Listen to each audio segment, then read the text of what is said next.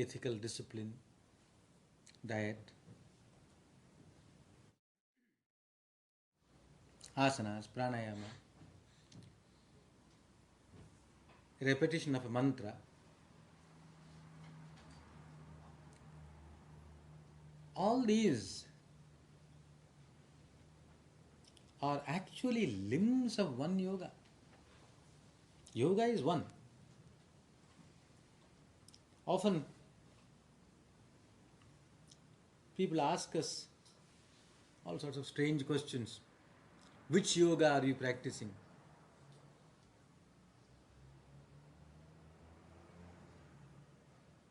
Almost to suggest that there are different yogas, different paths. Our master discouraged such misconceptions.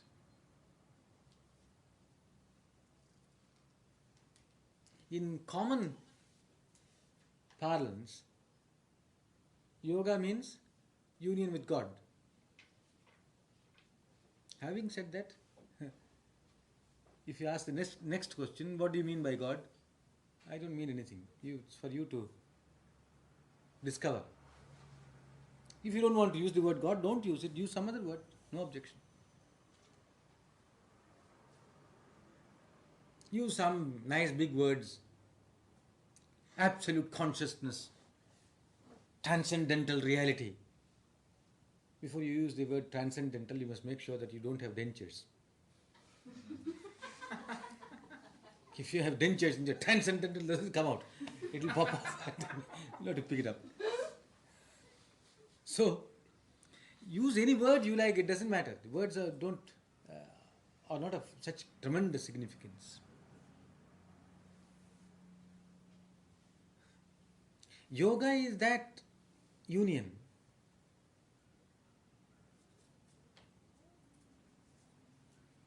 Therefore, my entire being must be integrated.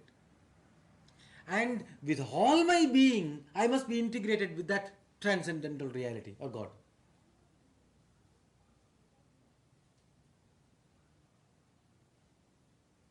If I do not do that, then I become an object of modern art. Have you seen some of these modern art structures?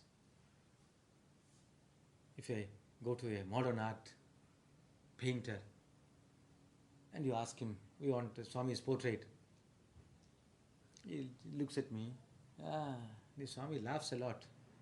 So, stretch out across the canvas, a big mouth. Maybe he's a fool, so put a little bit of a brain there. And the whole thing looks ludicrous.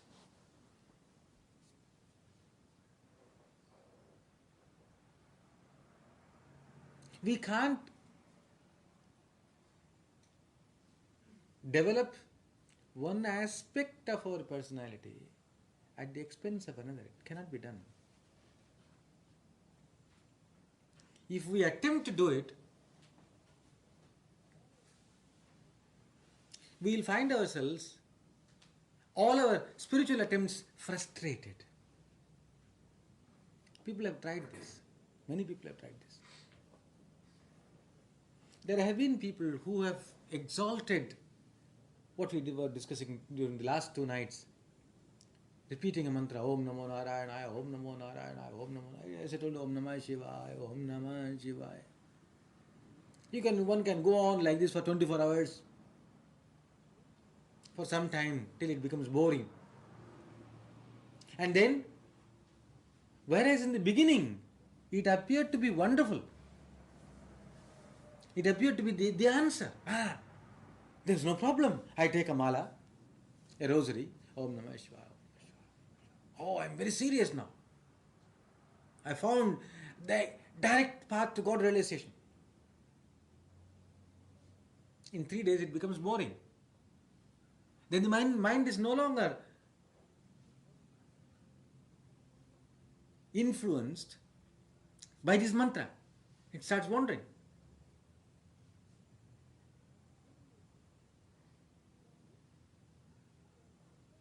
Then you drop this, go on to something else. Instead of doing that, why shouldn't we realize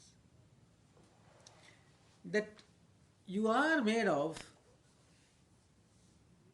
what are they made of? Quite a number of things. Every man is a composite structure. I have a body which I cannot deny at all. Whether I call it I am a body, whether I have a body, words don't matter. If somebody pinches me here, will I say that this gentleman pinches the hand that I have, or will I say he pinches me? Simple. Okay. It's simpler to say he is pinching me, not that he is pinching the body which I possess. So whether one refers to the body as oneself or something which one possesses, there is no doubt, in our minds at least, that there is some relationship between the body and me.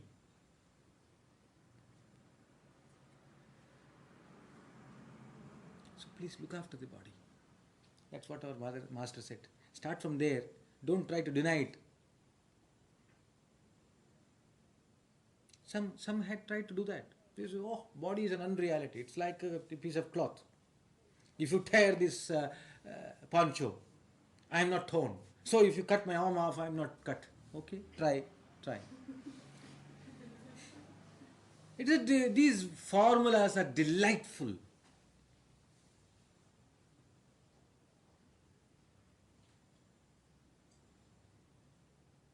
But when it comes to life, living, it's a different story altogether.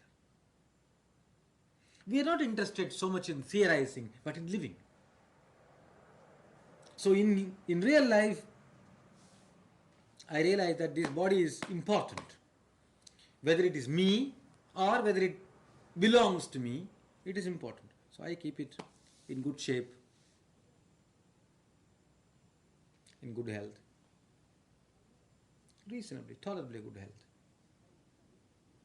I am not obsessed by its size or by its shape or by its state of health, but I don't neglect it.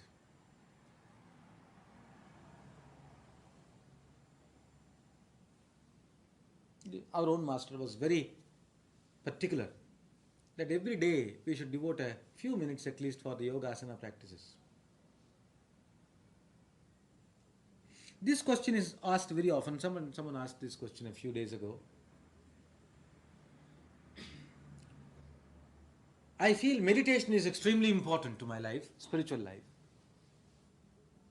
Can I not meditate without introducing these yoga asanas and this pranayama into my life? Don't ask me, try.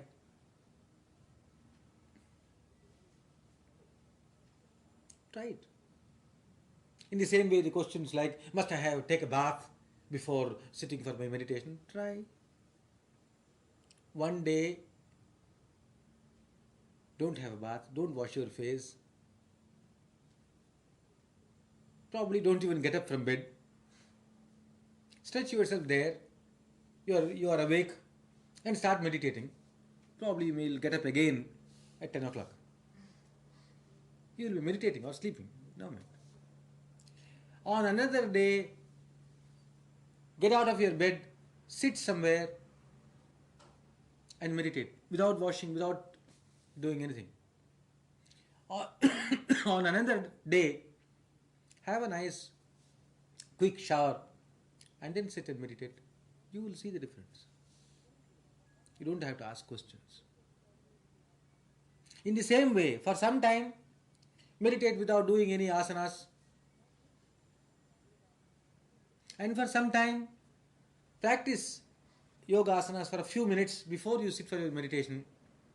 Practice pranayama exercises for a few minutes before you sit for your meditation, and then sit for your meditation and see the difference. If you feel that there is some benefit, adopt that method. If you say, oh no, it's quite possible, I am too huge. If I stand on my head, my neck breaks. Well, don't do it. Nobody insists that all these are indispensable. It's for each one to discover, find out.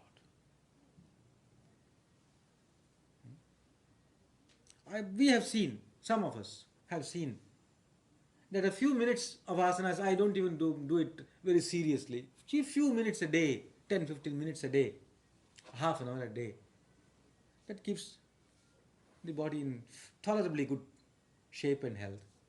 That's enough. And if I sit for my meditation after this, it certainly is more alert and awake. Otherwise, there is dullness in meditation. What about diet? Once again, the same problem. We have certain simple rules. The diet must be non-stimulating. The diet must be non-violent. Why should one animal feed on another animal? Why? Seems to be unnecessary. I have a lovely stomach. Why must I turn it into a graveyard for animals? They have got their own graveyards.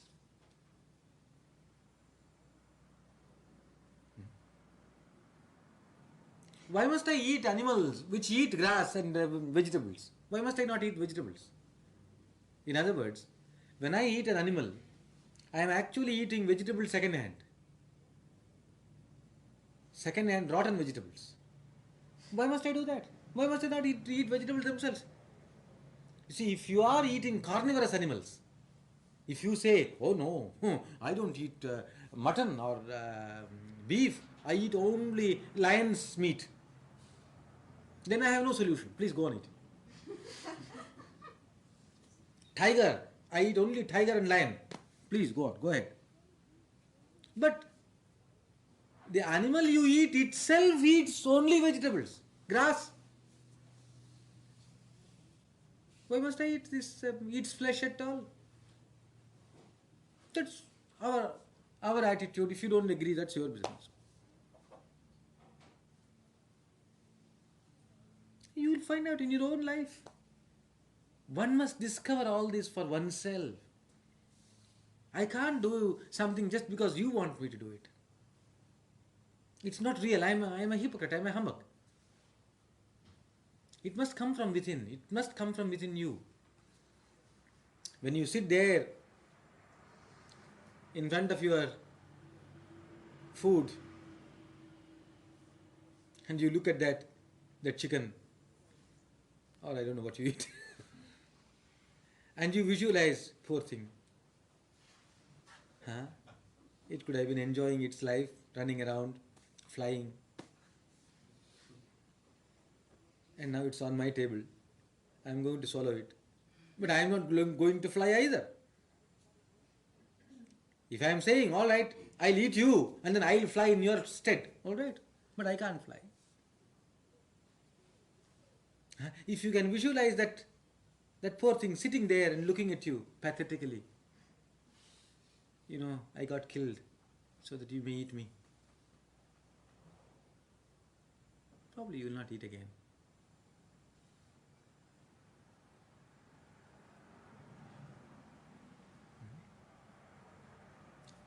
There is a lovely aquarium in a city called Port Elizabeth in South Africa. There are some dolphins too. The keeper of that aquarium was a nice young man. I went to visit that place one day and he showed me around and made these dolphins perform for a few minutes. He said something which I will never forget. He said, Swami, I love them and I love fish. I love them and I love fish, and therefore I don't eat fish.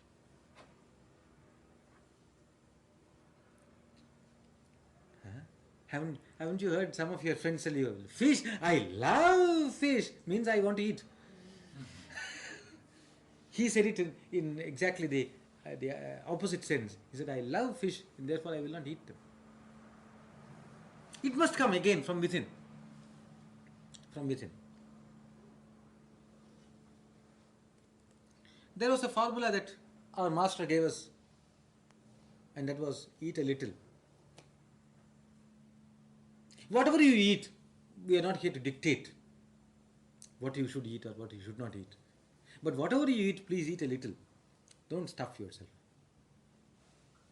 Because that is a wonderful rule to maintain good health, to maintain the body in perfect health.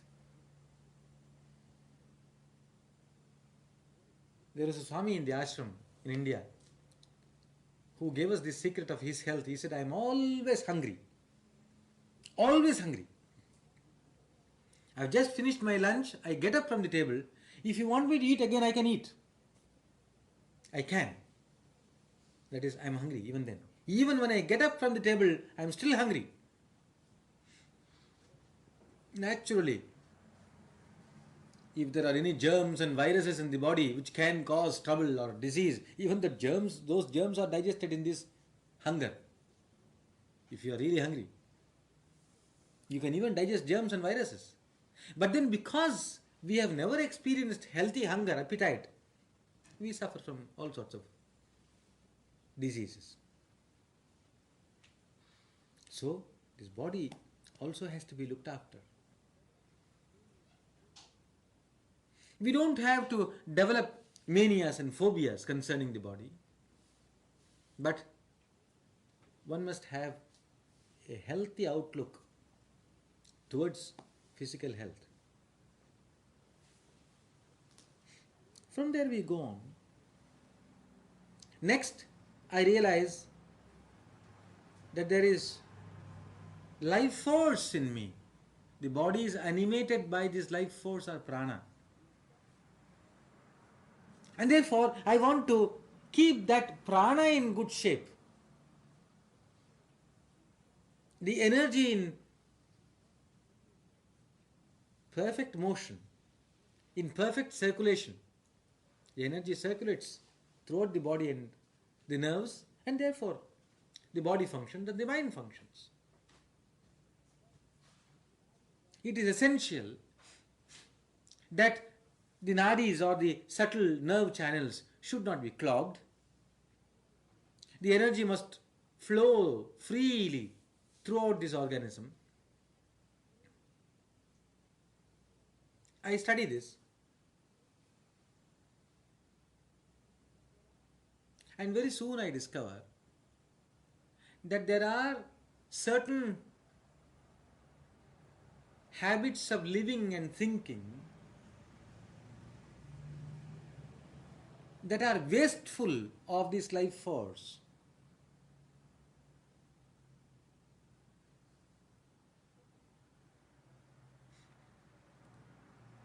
Certain living habits like speaking, talking, eating. Perpetual eating is a waste of energy, life force, because your life force has to digest that food all the time. Talking, eating and sex. These three are colossal expenditures of life force. So any serious student of yoga tries to moderate them. Neither talking too much, not eating too much, or not too much of indulgence in sex. He regulates them, so keeps them under control, in moderation. Then one discovers again that certain forms of emotional outbursts are also capable of depleting this life force. How do I know? It's easy. It's easy. You know what you call the hot plate? It's black all the time. How do you know whether the energy is leaking out of that hot plate or not? You pass your hand over it. If it is hot, it means there is some leakage of electricity. In the same way, watch your own body. When your face becomes hot, the energy is leaking somewhere. You know the normal temperature of your face, cheeks. And now I tell you, I irritate you, annoy you, spring up. Swami, how dare you do that? And at that time, touch your own cheeks. It's hot. Energy is leaking. Your energy is leaking. So you will find, or put your hand on your heart. The heart is palpitating, or you find your whole body shaking, quivering. That means your life force is leaking. It doesn't affect me, doesn't worry me at all. You are getting fatigued, weaker. You will find this. I am only giving you a sample list. It's up to you to find out. When you are excited emotionally, either by passion or by anger or by jealousy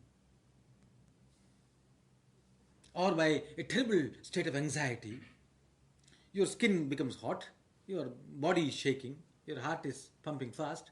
That means your energy is leaking. Be careful. So the yogi eliminates all these. What can be completely eliminated, he eliminates. And what cannot be completely eliminated, he moderates. So much about. And then by practicing these pranayama exercises, he regulates the breathing, he exercises the breathing, and by regulating the breathing, he is able to conserve his energy and generate more energy.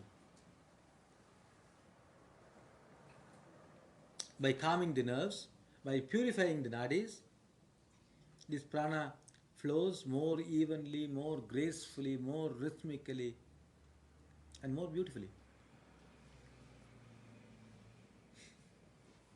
Even when you climb a hill or something, watch your breathing and see how it gets disturbed.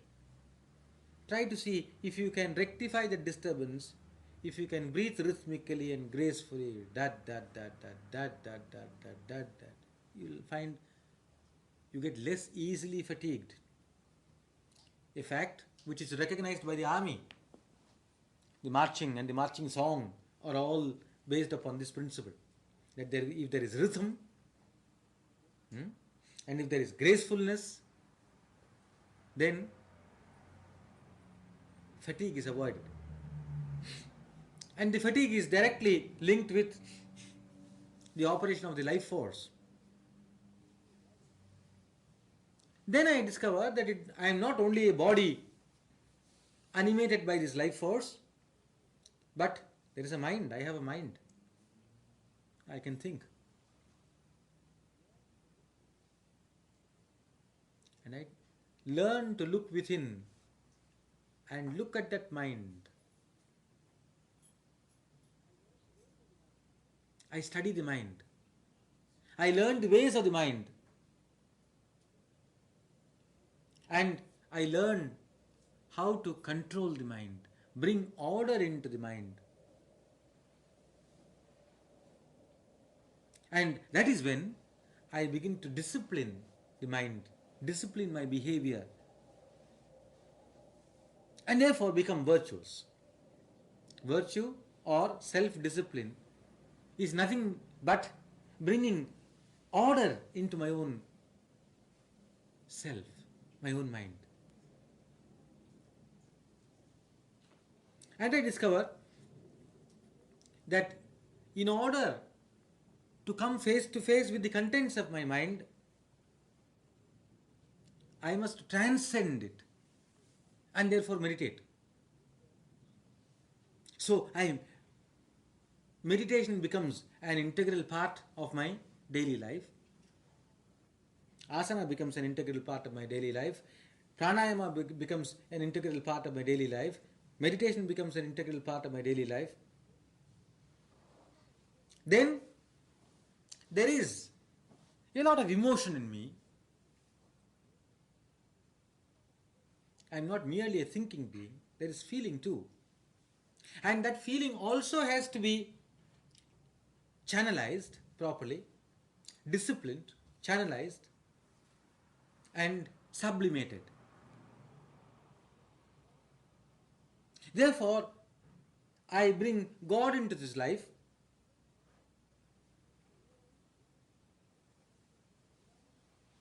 Realize that it is this divine power that functions through me. Realize that it is the divine that I am serving through you all. There is neither I nor you. It is the divine serving itself. And this way, the feelings are sublimated. The yogi is not a man who has no feelings at all, who has a wooden heart and a stony stomach, stony head. But the yogi is a person whose emotions are properly directed, channelized, sublimated. And this aspect of yoga is called bhakti yoga, or the yoga of devotion. If I love my mother or my father, I see that love is God. If I love my master or my servant, I realize that love is God. If I love my wife or my husband, I realize that love is God. That love is divine. And by constantly recognizing it, I sublimate my entire emotional life. And therefore bhakti is born. It's part of it. It's all part of it. One cannot exist without the other. And all this is there. I see God in all. I love all. Means I must serve all. Isn't it? If I love you, I must serve you. Otherwise, where is this love? What sort of love it is? Supposing a young man gets married and then he comes home the first day, his wife is sitting at the table, at her dressing table, looking intently at the portrait of the husband. And he comes home and says, "Hello, darling, I love you so much that I am... From morning till evening, I have been sitting and looking at your picture. I love you so much." What about having a cup of tea? I love you so much, that there is nothing, no food for you, no drink for you, nothing at all. I love you so much. I just want to sit there and look at your photograph. What is this love? It's hypocrisy. So if I love someone, then that love must flow as totally unselfish service. And that is karma yoga. It's automatic, spontaneous. Love and service are not two different aspects. They are the same thing, two sides of the same coin.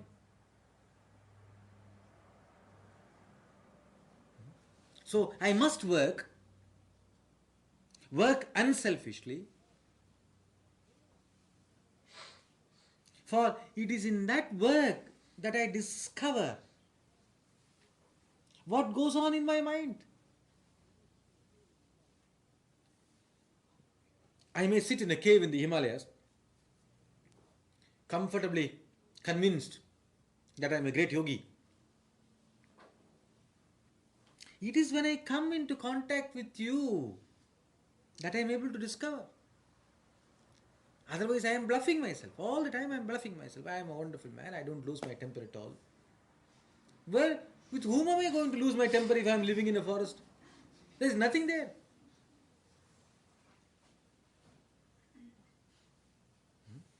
At the same time, one should beware of self-advertisement.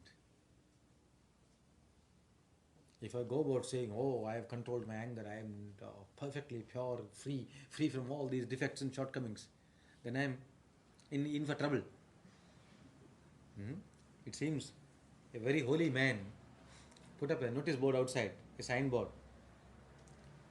Swami so and so, who has completely got rid of anger. And a few young men got together and decided to try it out. So in went one man.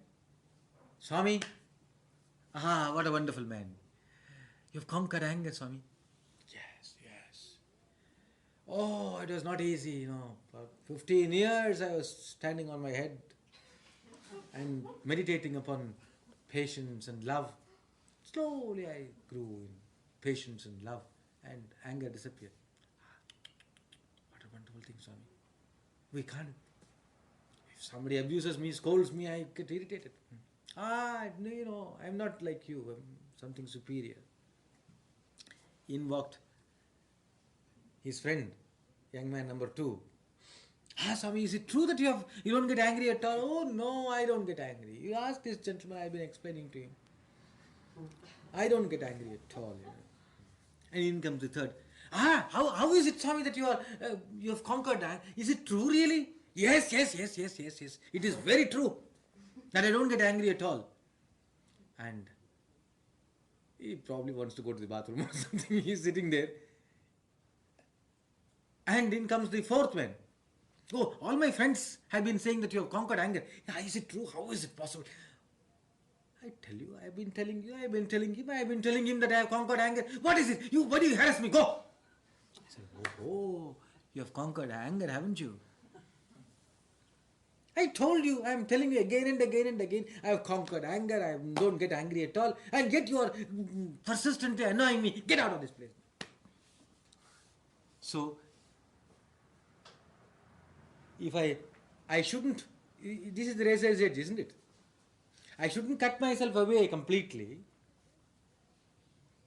from society, nor must I boast, oh, I'm up there. I'm not up there. On the other hand, I must be constantly self-watchful. It is here that both these aspects of yoga, karma yoga and the yoga of meditation called Raja Yoga, they help us. In karma yoga, in dealing with society, with others, my own nature is constantly revealing itself in my relationship with you. But I will not be able to watch myself if I don't know how to meditate. I got angry with him, I quarreled with him. Of course, I had to quarrel with him. He called me a fool, so I had to prove that I was one. So I fought with him. Otherwise, why does one fight at all? If he called me a fool, why must I respond? It's not my name, not my title, sorry. I ignore it. He says fool, that means he called me. I accept that it is my title. So, neither of these things. I am watchful, and this watchfulness comes from the daily practice of meditation.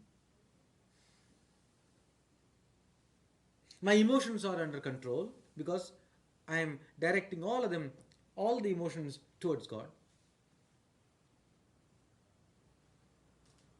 And none of these things is of any value unless I am keen on inquiring. Who am I? Why am I here at all in this world?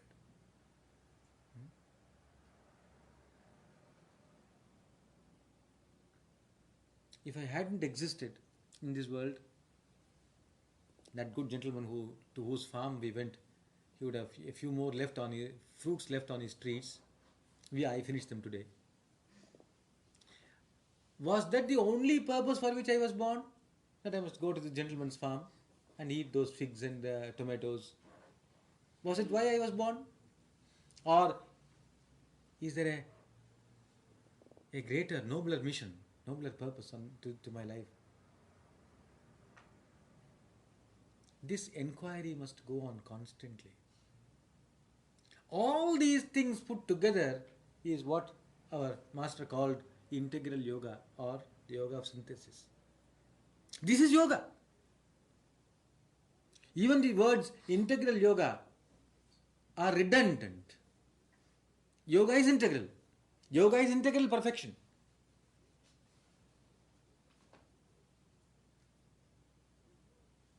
Yoga is integral perfection. There is no more or less perfection. There is no perfection which is more or less perfect. It seems there was a very rich philanthropist in a small village.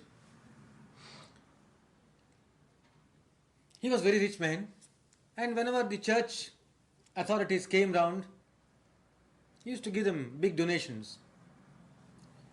And they used to mention his name specially on Sunday mornings.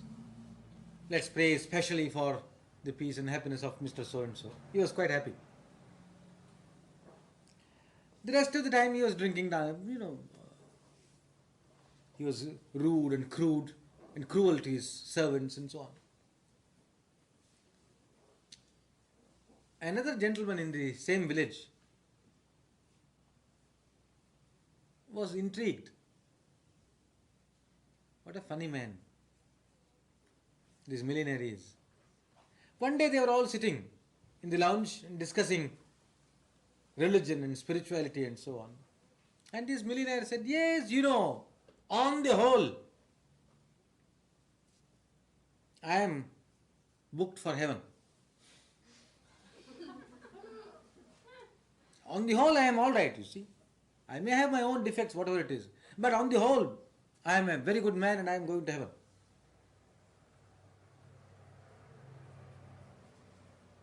I am more or less a saint. More or less I am a saint. He said, is that so? We shall see. This rich man bought another farm and wanted to have a nice fencing around the farm so that cattle might not enter that place and destroy his garden. And this man, his friend, was also a contractor. And our millionaire friend gave the contract to his friend. How much do you want? $1,000? Okay, go ahead. A week later, this gentleman came to him. Your fencing is finished. Give me my money. He looked around. Yes, it seems to be all right. How is it? Good. Have you done it well? Yes, more or less. Is the fencing all right? Yes, more or less. It's all right. On the whole, I think it's very good. So he got his check and went away. A week later, the gardener came to this millionaire and said, sir, all the cattle is inside your farm. He said, how come? Didn't you close the gate? Yes, I closed the gate. But there was an unclosable gate. An ever open hole in the fence.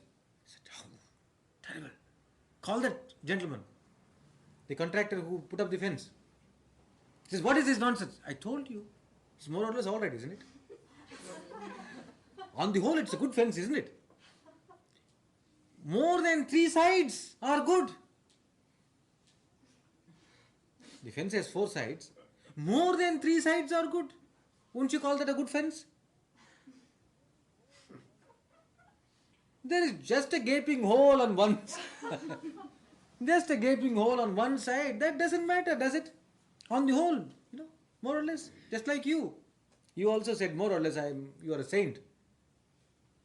And that you will go to heaven. You won't. Perfection means perfection. Not more or less perfect. This doesn't mean that we should give way to depression and dejection. But it should keep us alert and active on the path. That is important. I shouldn't go to sleep. Oh, I'm meditating for half an hour in the morning and 10 minutes in the evening. I'm practicing yoga once a week. And whenever I suffer from indigestion, I fast. Whenever I can't eat, I fast.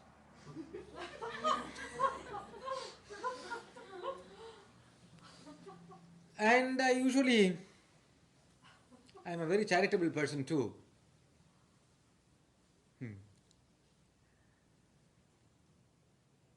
I don't think. Anyhow, there is a thing called Ekadashi, that is 11th day in the lunar fortnight, on which many Hindus fast, Indians fast, observe a fast.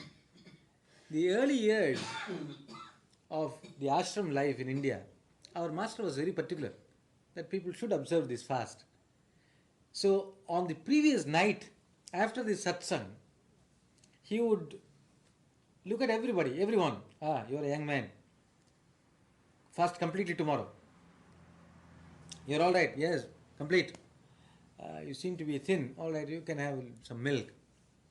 And this way he used to give personal instruction to everyone, about 15-20 of us. One should fast completely. Somebody could take some milk and fruits. He was very particular. One evening, this thing was going on. This personal instruction was going on. There was one middle-aged man. Our master had come up to him. You must fast completely. The next gentleman was this middle-aged man. He cut in. He said, Swamiji, I want to tell you something interesting about myself. And he said, what is it? I am a very generous man. I said, very good. Probably he's going to give you some money to the ashram. A big donation, big check. Is that so? Very good, very nice. And I am so generous that I don't deny food to anybody. I give food to everyone I come across. And most important of all, I have never denied this body a meal.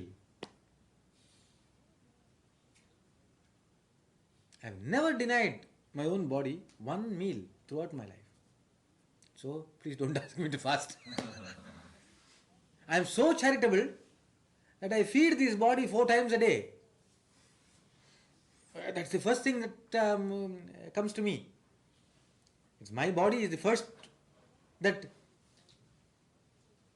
demands my consideration, my attention. So I have never fasted in my life. Please don't ask me to fast. This sort of charity we all do. Every man does some charity to his wife, to his children, to his friends.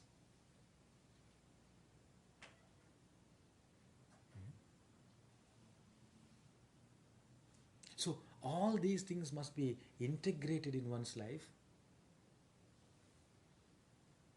Self-discipline, yoga asanas, pranayama, meditation, singing, worship.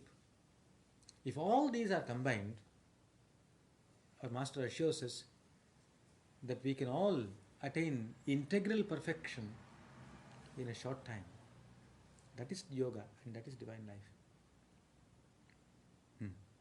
The master himself composed a little song with which we shall conclude.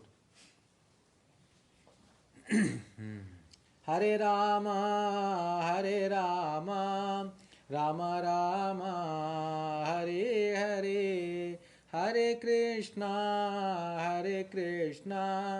Krishna Krishna, Hare Hare. Hare Rama, go on.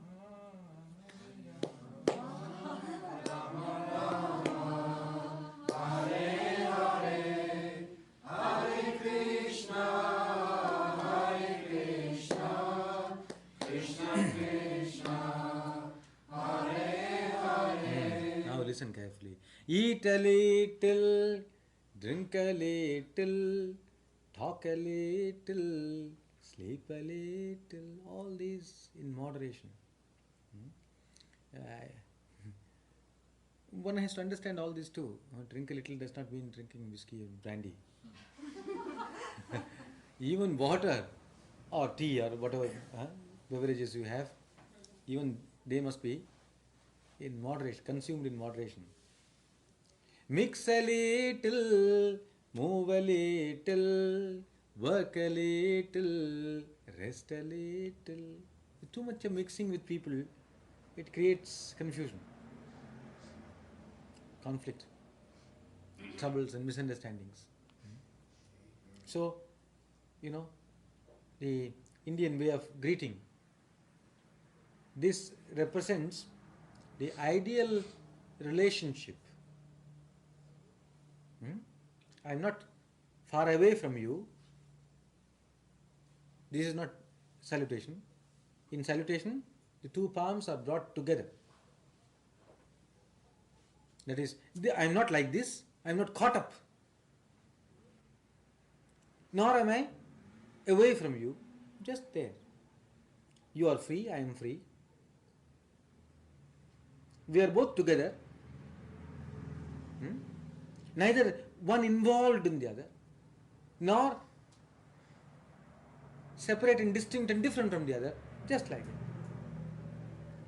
That is the ideal relationship. So, mix a little, walk a little bit, work a little, and rest a little. All these must be beautifully planned. Do asana a little, do pranayam little, reflect a little, meditate a little. A little bit of yoga asanas, a little bit of pranayama exercises every day. Spend some time alone with yourself reflecting. What am I doing? What's my life? What am I doing? And then meditate. Do japa a little, do kirtan a little, write mantra a little, worship a little. Japa is repeating a mantra. Do kirtan, satsang, singing a mantra like what we have been doing here. Write mantra or have satsang. This is my prayer. Even here, if you can have some kind of gathering like this as often as possible, it will be productive of great spiritual good. It's not necessary that you should have some Swami or somebody. What is Swami? Any bald-headed man is a Swami.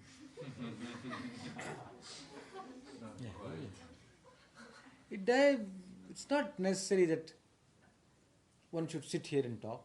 Anybody can, she can sit here and talk. Yeah, beautiful. Yeah, we can sit here and talk. Richard can sit and talk. Oh, even if he stands here, it's enough. So, some form of satsang is essential. Where, if you don't want to talk, it doesn't matter at all, because even in our own ashram, we never had any talkers in the beginning. We used to sit and read a chapter from the Gita, from a chapter from the Bible, a chapter from Dhammapada or something. Even now we do that in the ashram in Mauritius, every day. Every day there is satsang. Every day there is evening satsang. After some kirtan, somebody reads a chapter of the Bible, somebody reads a chapter from the Gita, somebody reads some Upanishad. We cover all the religions, major religions. Somebody reads from the tales of the Hasidim. Somebody reads from something else, Quran, Dhammapada. That's enough. Why must I talk? What is there great in talking? Whatever I have said is all written in Swami Sivananda's books or Master's books. So what is the speciality in sitting and listening to a man? You can as well read from, somebody can sit and read from his book. Just as effective, perhaps more effective. But this daily satsang is very important. And worship of God in some form or other. Hare Rama, Hare Rama, Rama Rama, Hare Hare, Hare Krishna, Krishna Krishna, Hare Hare.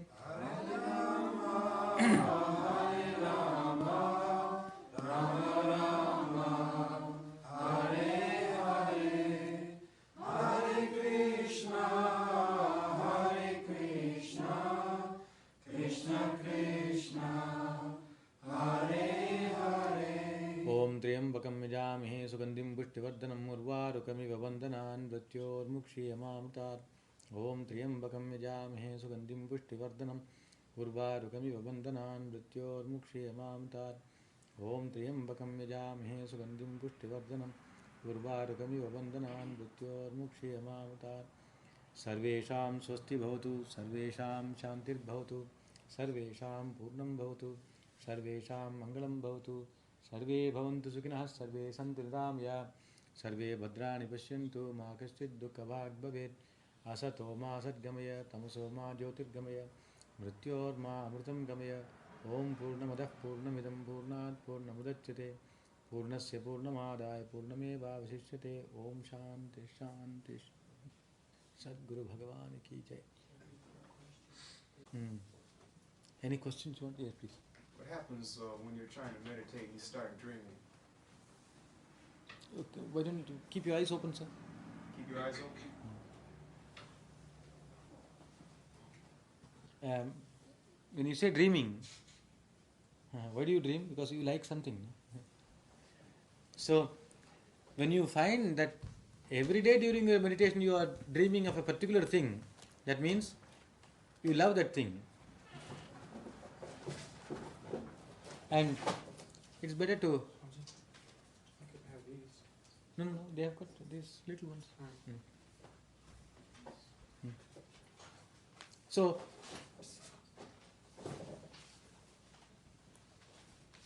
therefore, if you can reduce your preoccupation in your daily life, then it's more effective. How about when you have that mantra, like you said and then visualize the solar plexus in the brain? When I do that, I can't get my mind off it to meditate. It occupies... So the wonderful, sir, that will itself lead you to meditation. That will itself lead you to meditation. As a matter of fact, we do not know, actually we cannot describe what meditation is. When you do that, meditation will come one day. In that meditation, you will disappear, the solar plexus and all this confusion will disappear, only that Om will remain. That don't bother about that now. You will get that. Sometimes I reach a place where I get knowledge, but I see it in visual pictures, but I seem to be in some place where the knowledge exists, but it's... That is still an experience, madam. Yeah. That is still an experience. It's not the knowledge that we have been talking about. It just seems to be a very strange thing. That's I correct. go into it and there's nothing. That's very good. Probably some psychic experience. But the knowledge that you will get in meditation is something different.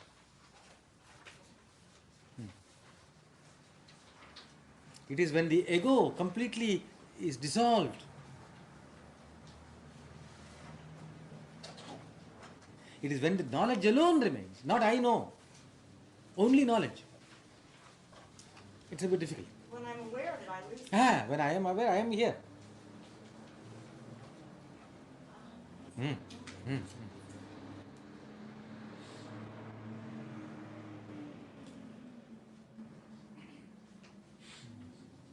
How do you know the difference between, sometimes I think I might be experiencing something, but there remains a little bit of doubt as to whether I might not just be imagining it. Quite right, sir. That doubt is very healthy. Please, don't let the doubt go. That doubt is very healthy. That will lead you on to the, keep you on the track.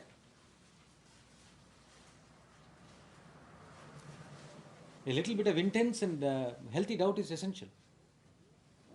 It shouldn't be so great that as to make you drop the yoga practice.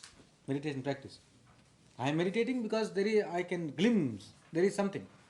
But is this? No, I don't think so.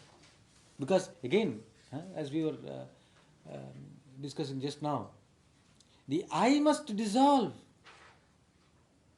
in that knowledge. So, since I am experiencing this, how do I know it's real? No, I don't know. It's there, all right, it's there. I don't fight it. I don't reject it. I saw God yesterday. Very nice, very nice. Pat myself on the back. It's also good, you know. First of all, it's a very good exercise. You know what is called Gomukhasana? There is a yoga posture called Gomukhasana, cow's face posture. So it is like this. So I pat myself on the back, and in the meantime I am exercising myself. Perhaps a little bit of congestion is relieved. And then I go on. It's not stopping there. What prevents me from stopping there? Your doubt, isn't it?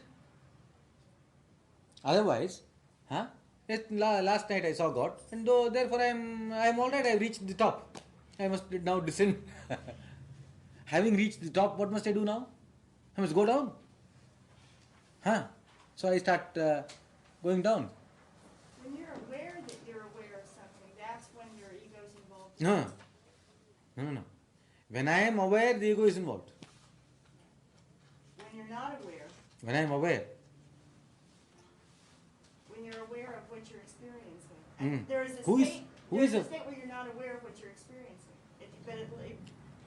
But what? But what? But what? It's a very strange. No, I don't know. It's a place that you get into that you don't. All of a sudden you're there, and when you become aware that you're there, then it disappears. Yeah. You get interested in it, and then it disappears. Okay, but before that, was that alone the existence? It's difficult. I can understand your problem also. In meditation, one meditates upon or into, as I have been saying, into a certain figure or whatever you call it, and then for a certain time that object alone remains, or the knowledge alone remains. Not I, not the object. Right, it's the knowledge. It's by itself. Yeah. Somewhere. That is, but then who knows it? Then you come back, all right. And this touch and go business lasts for some time till the ego completely dissolves in that knowledge. And there is no more any experience. It is.